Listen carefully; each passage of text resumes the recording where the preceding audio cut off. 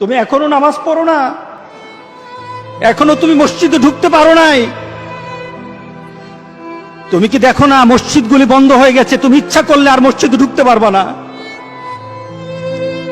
তুমি ইচ্ছা করলে আবার মসজিদে ঢুকতে পারবে না। দেখো না অনেক মসজিদ বন্ধ হয়ে গেছে।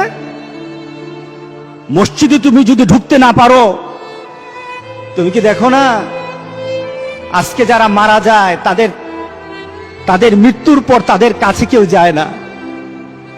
তাদের মৃত্যুর পর তাদের কোনো সিস্টেম ওয়েতে তাকে দাফন করা হয় না, তাকে উচ্ছিষ্ট একটা জিনিসের মতো মাটির সাথে দাফন করে দেওয়া হয়।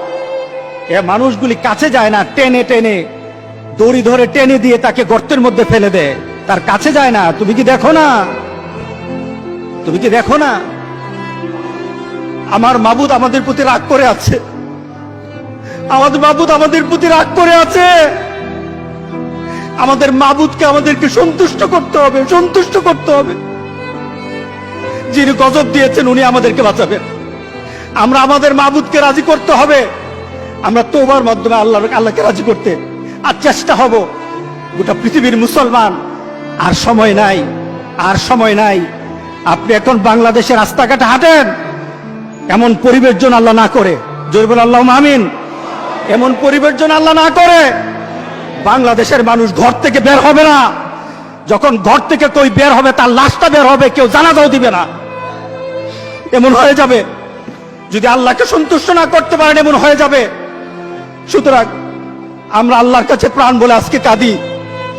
যারা নামাজ পড়ো না, তুমি টের পাও না মসজিদের দরজা তোমার জন্য বন্ধ হয়ে যাবে। তুমি মনে রেখে দিও, মসজিদের সাথে তোমার সম্পর্ক তোমার হয় নাই, তুমি জান্নাতের দরজাও তুমি খুলতে পারবা না।